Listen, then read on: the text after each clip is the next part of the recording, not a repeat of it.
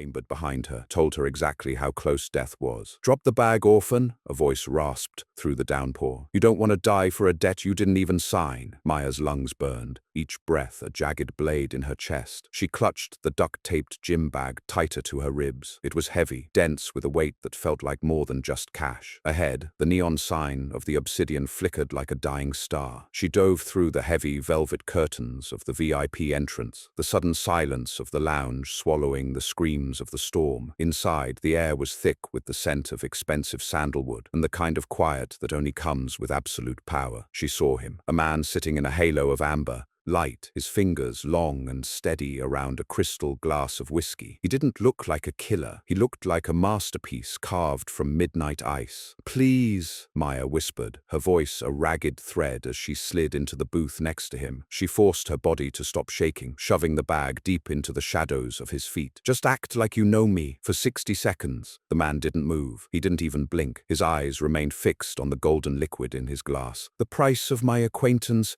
is higher than your life is worth, little bird," he murmured. His voice was a low, melodic baritone that made the hair on her arms stand up. The curtains ripped open. Two men, faces twisted in a predatory grin, scanned the room. When their eyes hit the booth, the grin didn't just fade. It curdled into pure terror. "Move, kid!" The lead detective growled at the man, but his hand stayed off his holster. His fingers were actually twitching. "The girl has evidence. Hand her over and—" "We'll forget you were here." The man finally turned his head. His eyes were the color of a winter sea, deep, dark, and utterly heartless. He placed his glass down on the marble table. The tiny clink sounded like a gavel in the silent room. "You're standing on my rug with mud on your boots," the man said softly. He didn't raise his voice, yet the detectives took a collective step back. "And you're asking me to hand over my wife?" Maya's heart did a violent somersault. "Wife?" The detective's voice cracked. "Mr. Lewis, we didn't know. We thought she was just an orphan from the streets." "She was an orphan," the man said, standing up. He was a head taller than both men,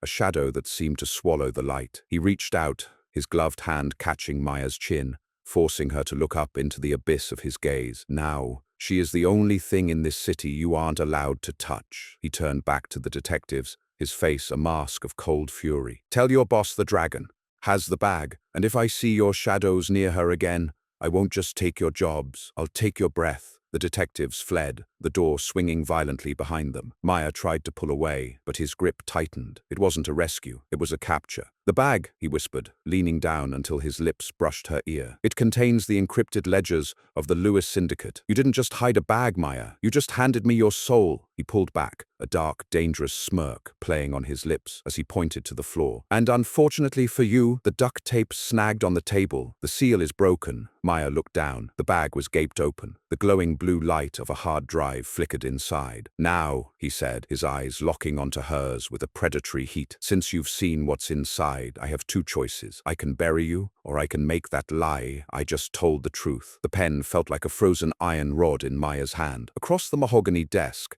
Kang Day, the man the streets called the Dragon, watched her with the detached curiosity of a predator. The office was high above Seoul, a glass cage that made the city look like a carpet of diamonds. "1 year, Kang Day said, his voice cutting through the hum of the air conditioning. "You play the devoted wife. You attend the galas. You endure my grandmother's scrutiny. And you never, under any circumstances, speak of what you saw in that bag." Maya looked at the paper. It wasn't a marriage certificate. It was a non-disclosure agreement written in legal blood. "And in exchange, my debt is wiped, my visa is secured." "In exchange," Kang Dai leaned forward, the light catching the sharp angle of his jaw, "you become untouchable. No more running from crooked detectives. No more rooftop rooms. You will have the Lewis name. That name is the only shield you'll ever need." Maya signed. The ink was still wet when the double doors of the office swung open. A woman in a tailored, hanbok silk suit marched in, her heels clicking like a firing squad. This was Aunt Sora, the self-appointed gatekeeper of the Lewis bloodline. She stopped dead, her eyes raking over Maya's braids and her rain-soaked thrift store coat with visible disgust. "Kang Day," Sora hissed, not even acknowledging Maya's existence. "The board is expecting an engagement announcement with Minna tonight. Why is this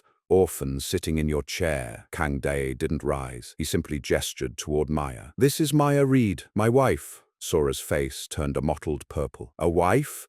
From the streets? She doesn't even know which fork to use, let alone how to carry our legacy. She's a stain on the silk, Kang Dae. Look at her, she's nothing. Maya felt the familiar sting of being looked down upon, but this time she didn't look at the floor. She noticed the limited edition brooch on Sora's lapel. The stone was slightly too cloudy, the setting a fraction off. I may not know your legacy yet, Aunt Sora, Maya said, her voice steady and clear. But I do know that a woman of your status shouldn't be wearing a grade B cubic zirconia imitation of the Blue Moon diamond. It's a bit embarrassing, isn't it? The silence in the room was absolute. Sora's hand flew to her chest, her eyes wide with shock. Kang Dae's lips twitched, the closest he ever came to a smile. Get out, Sora, Kang Dae commanded, and tell the staff to prepare the master suite. My wife is moving in. As Sora stumbled out, fuming, Kang Dae turned to Maya. You have eyes for detail. Good, you'll need them, because Sora is the least of your problems. The Lewis ancestral estate was a fortress of tradition, smelling of ancient wood and secrets. As Maya stepped out of the Maybach, her hand was tucked into the crook of Kang Dae's arm. She was no longer in rags. She wore a gown the color of midnight, her skin glowing like polished bronze against the silk. Do not eat anything offered by Min-Ah, Kang Dae whispered as they approached the heavy oak doors. And do not let my grandmother see you flinch. The dining hall was a sea of cold stares. At the head of the table sat the matriarch, a woman whose wrinkles looked like a map of conquered territories. Beside her was Min-Ah, the White Lotus rival, beautiful, pale, and wearing a smile that didn't reach her predatory eyes. So, Min-Ah began, her voice dripping with artificial honey as the first course was served. I hear our new madam was found in an alleyway. Tell me, Maya, is it true that in America, people like you have to fight for scraps? It must be such a shock to be in a room where the floorboards cost more than your father's life. The aunt chuckled, but the matriarch remained silent, watching Maya's reaction. Maya picked up her chopsticks. Her hands didn't shake. In Chicago, we're taught that wealth isn't what you wear, Mina. It's what you can afford to lose. I lost everything once and survived. Can you say the same? If someone took that necklace off your throat, Minna's smile faltered. She signaled to a servant, who accidentally tipped a bowl of hot soup toward Maya's lap. Before the liquid could touch the silk, Kang Dae's hand shot out, catching the bowl mid-air with impossible reflexes. He set it back on the table with a thud that vibrated through the floor. The next person who slips, Kang Dae said, his voice a low, terrifying growl, will find themselves looking for work in the salt mines. Am I clear? The room went frigid. The matriarch finally spoke. She has spirit, but spirit doesn't run a syndicate. Minna has the keys to the ledger. What do you have, girl? Maya reached into her small clutch and pulled out a single jagged piece of metal, the fragment of the hard drive casing from Chapter 1. She laid it on the table. I have the one thing Minna spent 3 years trying to find, the decryption sequence for the 1994 archives. Minna turned pale, the matriarch's eyes sharpened. Where did you get that? The old woman demanded. Maya looked directly at Kang Dae, then back to the matriarch. I didn't find it. It found me. The glass of the great hall shattered inward as a flashbang grenade blinded the room. Screams erupted. The high society guests scrambled like rats, but Kang Dae was already moving. He tackled Maya to the floor, his massive frame shielding her from the flying shards. Stay down, he roared over the ringing in her ears. Black-clad figures swarmed through the broken windows. The detectives from the alleyway, but they weren't wearing badges now. They were wearing tactical gear. They weren't there for the money. They were there for the bag Maya had hidden. Hand over the girl and the drive, the lead assassin shouted, leveling a submachine gun at the table. Minna screamed, hiding under the tablecloth. But Maya, fueled by years of surviving the Chicago streets, didn't hide. She saw the lead assassin's foot placement. He was standing right on the edge of the heavy silk rug. Kang Dae, the rug, she yelled. Kang Dae understood instantly. He grabbed the edge of the massive tapestry and yanked with the strength of a man possessed. The assassins lost their footing, their shots going wide into the ceiling. Maya didn't wait. She grabbed a heavy silver candelabra and swung with everything she had, catching the nearest gunman in the temple. He went down like a sack of stones. Not bad, little bird, Kang Dae grunted, pulling a concealed handgun from his waistband and returning fire with surgical precision. Within minutes, the room was a wreckage of broken china and unconscious men. Kang Dae stood over the lead detective, his boot on the man's throat. Who sent you? Kang Dae asked, the coldness in his voice more terrifying than the gunfire. The man gasped, blood trickling from his mouth. The orphan, she's not who you think. Check the birthmark on her shoulder. She's the heir to the Blue Tiger. The man went limp. The Blue Tiger, the rival syndicate that the Lewis family had wiped out 20 years ago. Kang Dae turned to Maya, his eyes narrowed in suspicion. The protection was gone. In its place was a lethal curiosity. He reached out, his fingers gripping the shoulder of her dress, pulling the silk aside to reveal a small, faint mark shaped like a prowling cat. The matriarch stood up, her face a mask of horror. "She's the daughter of our greatest enemy." Kang Dae's grip tightened on Maya's arm. "Is this why you ran into my car, Maya? Was this the plan all along?" Maya looked at the gun still in his hand, then into his cold winter eyes. "I didn't even know I had a father, Kang Dae, but it looks like I just became the most valuable hostage in Korea." The cold steel of the barrel pressed against Maya's temple, the scent of gunpowder and rain-soaked silk filling her nose. Kang Dae's finger was steady on the trigger, but his eyes, those winter sea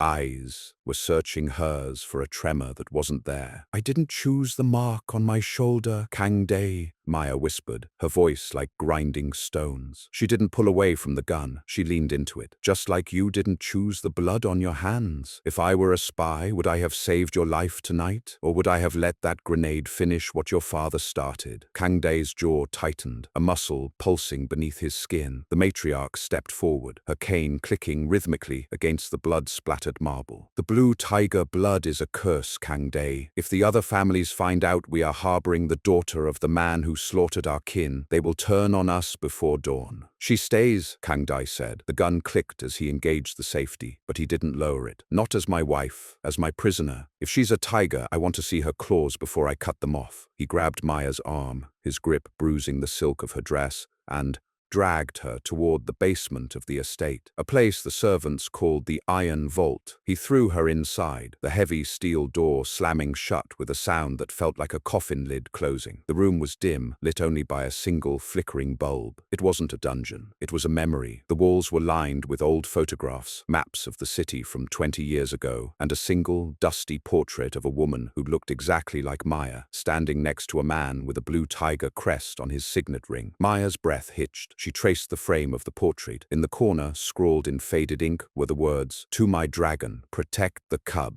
The vault door creaked open. Kang Dae was standing there, his suit jacket gone, his white shirt stained with the evening's violence. He saw where her hand was. "My father didn't kill your mother, Maya," he said, his voice dropping to a low, pained frequency. "He hid her, and now I know why." The Council of Elders sat in a semicircle of shadows, 5 men whose power was measured in the number of lives they had ended. In the center of the hall, Aunt Sora and Minna stood like vultures, their faces alight with a cruel, triumphant glow. "She is a threat to the Lewis Syndicate," Sora shouted, her finger trembling as she pointed at Maya, who stood in the center of the room in a simple white robe, her hands bound by silken cords. "Her very existence is a declaration of war. We must hand her over to the families of the fallen as an offering." Minna stepped forward, holding a silver tray with a single crystal vial. "Grandmother, the law of the syndicate is clear. If a member is found to be of enemy blood, they must drink the wine of silence. It is the only way to protect our secrets." The matriarch looked at the vial, her face unreadable. The wine of silence wasn't wine. It was a slow-acting neurotoxin. Kang Dae stood at the back of the room, his arms crossed, his face a mask of stone. He didn't speak. He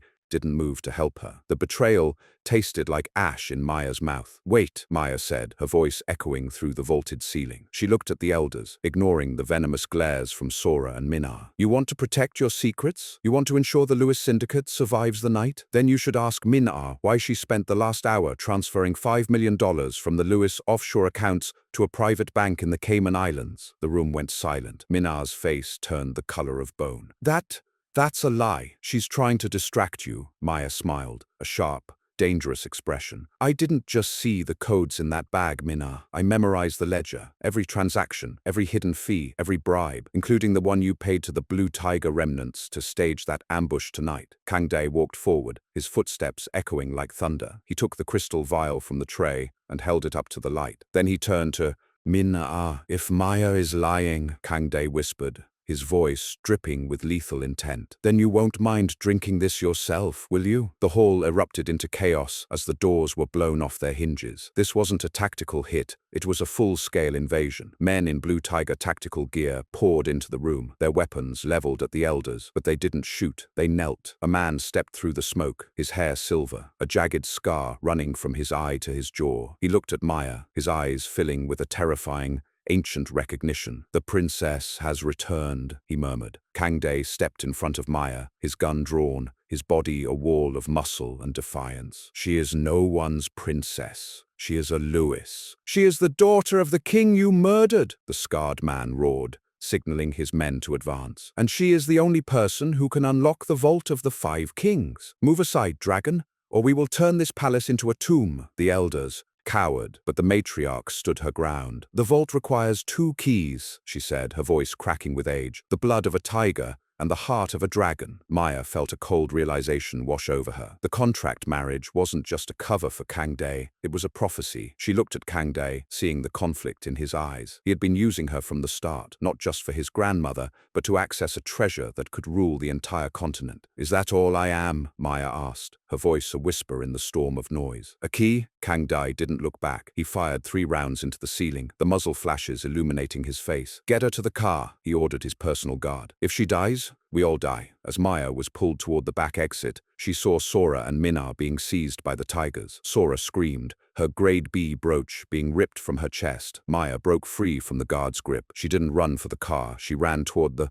portrait in the vault. She smashed the glass, grabbing a small, hidden diary tucked behind the frame. Outside, the estate was burning. Kang Dae was pinned down behind a stone pillar, his ammunition running low. Maya didn't think. She grabbed a discarded rifle from a fallen guard, her blue tiger instincts taking over. She didn't aim like a girl, she aimed like a soldier. Crack, crack, 2 tigers fell. Kang Dae looked up, his eyes widening as he saw Maya standing on the balcony, the wind whipping her braids, her face set in a mask of war. "I'm not your key, Kang Dae," she shouted over the gunfire. "I'm the one who's going to burn it all down." The private jet banked sharply over the Atlantic, but the turbulence inside the cabin was deadlier. Kang Dae sat across from Maya, his knuckles white as he gripped a glass of untouched scotch. The contract was a charred scrap of paper back in Seoul, and the silence between them was heavy with the weight of the guns they both carried. Maya stared at the diary she'd snatched from the burning estate. The final page wasn't just a map,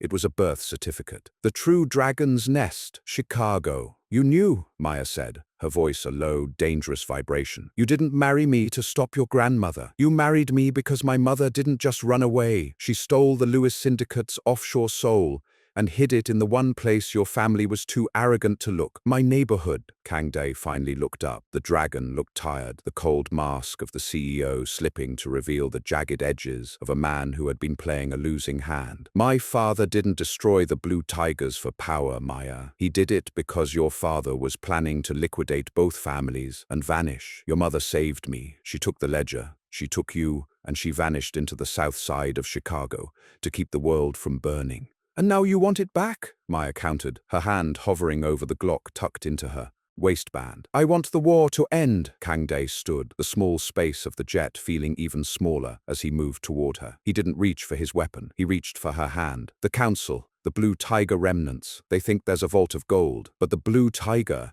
isn't a treasure. It's a virus, a digital weapon that can shut down the global banking system. Your mother didn't hide a fortune. She hid a detonator." The jet's comm system screeched to life. It was Aunt Sora's voice, but it was distorted, echoing with the sound of wind and heavy machinery. "Kang Dae, if you want the girl to live to see her hometown, you'll land at O'Hare and head to the old steel mill. Minna and I have made a new deal with the tigers. We don't want the legacy anymore. We just want the blood." The abandoned steel mill on the edge of Lake Michigan was a cathedral of rusted iron and shadows. Maya stood in the center of the kill floor, her white dress now stained with grease and ash. Beside her, Kang Dae looked like a fallen god, blood trickling from a cut above his eye from their forced landing. Minna emerged from the shadows, flanked by 20 blue tiger mercenaries. She wasn't the White Lotus anymore. She was wearing tactical black, a cruel, desperate hunger in her eyes. Behind her, Aunt Sora looked on, clutching her fake diamond brooch as if it could save her. "The girl for the cipher, Kang Dae," Minna shouted, her voice bouncing off the corrugated steel walls. "Give us the codes Maya memorized, or we watch the dragon burn in the city that created his nightmare." Kang Dae stepped forward, but Maya put a hand on his chest. She walked toward Minna, her head held high. "You want the codes, Minna?" Maya asked, a chillingly calm smile spreading across her face. "You want to know what my mother spent 20 years protecting?" Maya began to recite a string of numbers. Minna scrambled to type them into a ruggedized laptop. 1004, 612. It's Working, Minna hissed, her eyes wide as the screen turned green. The accounts are opening. I can see the billions. The screen suddenly turned blood red. A massive X appeared, followed by a photo of Maya as a child, standing in front of this very mill. That's not the bank code, Min-Ah, Maya whispered. That's the GPS coordinate for the local FBI field office. And I just hit send on 20 years of your tax evasion, human trafficking, and the murder of the Lewis elders. Sirens wailed in the distance, hundreds of them, a blue and red sea closing in on the mill. Min-Ah screamed, lunging for Maya with a knife. Kangdae was a blur of motion, his fist connecting with Minna's jaw with a sickening crack. He didn't stop there. He turned to the mercenaries, his movements fluid and lethal, a dragon finally unleashed in its natural habitat. The bullet didn't hit Maya. Kangdae had spun her behind a massive iron pillar, his own shoulder taking the graze. Sora was tackled by a dozen officers before she could fire again, her screams of "Orphan" fading into the Chicago wind. 1 month later, the Lewis Syndicate headquarters in Seoul had been purged. The White Lotus was in a high-security prison, and Aunt Sora was serving a life sentence for treason. Maya stood on the rooftop garden of the Lewis Tower, looking out at the city she once feared. She was no longer wearing the contract silk. She wore a suit of her own design, sharp and unapologetic. Kangdae walked out, his arm in a sling, but his eyes warmer than the winter sea had ever been. He didn't stand too close out of possession anymore. He stood beside her as an equal. The board has officially confirmed your appointment, he said, handing her a black and gold card. The Blue Tiger Division is yours. You aren't just an orphan anymore, Maya. You're the CEO of the most powerful intelligence wing in the East. Maya took the card, her thumb brushing over the embossed Lewis crest. And what about the dragon? Does he still need a fake wife? Kangdae reached into his pocket and pulled out a ring. It wasn't a diamond. It was a band of black titanium, set with a small, brilliant blue tiger eye stone. I never needed a wife to satisfy my grandmother, he murmured, his voice thick with a truth he had finally stopped fighting. I needed a partner who wasn't afraid to burn down the world with me. The contract is over, Maya, but the reign is just beginning. As they looked out over the skyline, a black helicopter hovered in the distance. A camera lens zoomed in on them. On a screen in a dark room halfway across the world, a voice whispered, "The tiger and the dragon have united. Initiate Phase 3, the American War." Maya Reed started this journey as a girl with nothing, running for her life in a city that didn't know her name. She ended it by taking the throne and proving that even an orphan can tame a dragon. If you believe Maya earned her crown and you want to see her face her father in the next season, hit the like button and subscribe. Don't let her victory be forgotten. Join the Syndicate today.